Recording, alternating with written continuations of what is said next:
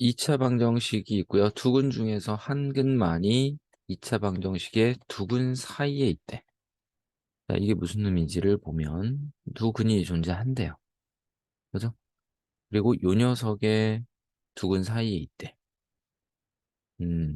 자, 그럼 일단 요 x제곱 빼기 2x 빼기 3이 x 마이너스 3, x 플러스 1 이렇게 되죠?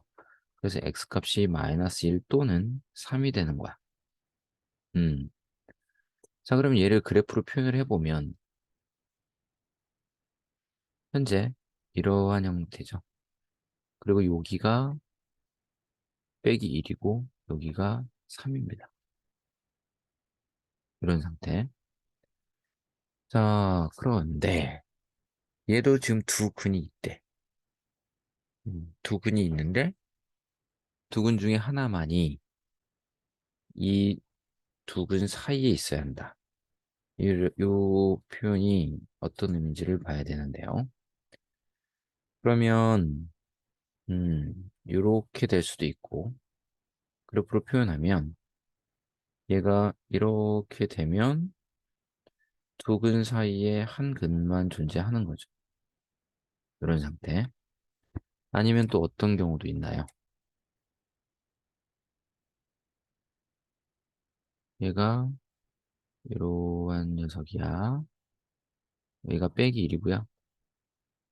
3인 상태인데 이 친구가 이렇게 될 수도 있겠지. 그죠? 그래서 두 근 사이에 하나만 들어가 있는 이런 형상입니다. 그죠? 자, 그러면 우리가 이걸 어떻게 받아들여야 하냐? 이 근의 위치에 대한 얘기를 하고 있어요. 어, 요 녀석을 우리가 fx라고 하자. 즉, 이 녹색이 fx야. 얘를 fx라 하자고요.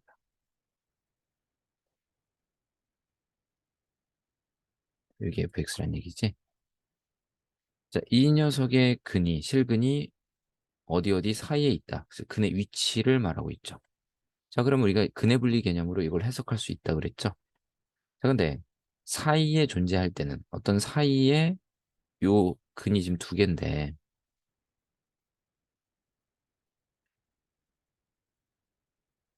여기도 근이잖아요. 이 녹색 입장에서. 그럼 두 근 사이에 어떤 숫자가 끼어 들어가 있어. 요때는 뭐야? 함수값을 확인만 하면 된댔죠. 원래는 추계방정식, 그다음에 함수값, 그다음에 판별식 이렇게 확인을 하셔야 되는데 사이에 어떤 숫자가 들어갔을 때는 함수값만 확인하면 된다고 그랬습니다. 자, 그래서 지금 이게 fx니까 f-1은 음수입니다. 그리고 여기 3이 있는데 f3일 때는 양수죠. 그래서 f3일 때는 양수다 이렇게 생각할 수 있죠. 그럼 여기다 마이너스 1 집어넣으시면 여기다 마이너스 1 넣을 거야. 그럼 얘가 1이어서 얘가 만나서 10이고요. 그다음에 마이너스 넣었으니까 2a야. 이게 0보다 작다고요. 그다음에 여기다 3 집어넣으면 9여서 18. 그다음에 3 집어넣으니까 6a죠. 이 친구가 0보다 크다가 돼요. 그럼 이 경우는 어떻게 돼? 넘어가면 a가 5보다 크다가 나오고요. 얘는 a가 빼기 3보다 크다가 나옵니다. 자, 그러면 둘 다 만족해야 이런 상황이 벌어지죠. 무슨 말이냐면 만약에 x가 마이너스 1일 때 음수고 3일 때도 음수여 버리면 즉 하나는 양수 하나는 음수여야 되는데 하나만 만족을 해버리면 마이너스 1과 3 사이에 두 근이 있을 수가 없죠. 그래서 둘 다 만족해야 한다는 거야. 그러니 우리는 범위를 찾으셔야죠. 그래서 최종적으로 수식선상에 표현해 보면 a가 5보다 크다로 결론이 나는 거예요. 자, 이 경우를 봅시다. 자, 이 경우는 또 어떻게 됩니까? 이게 근이 돼서 결국 두 근 사이에 3이 존재해 보이죠? 그러니까 얘도 마찬가지로 F3이 이번에는 음수가 되는 거고요. F-1이 양수가 돼야 한다는 거죠. 이 경우는 이렇게 되는 거야. 그래서 이거 계산하시면 3 집어넣은 게 이 똑같을 거라고. 근데 부등호 방향만 바뀌어 있잖아. 얘는 빼기 3보다 작다가 나올 거고 얘도 방향만 바뀌어 있으니까 5보다 작다가 될 거예요. 그럼 이 친구도 공통범위를 찾는 거니까 어떻게 돼? 마이너스 3보다 작다로 결론이 나겠지. 여기까지 이해됐죠?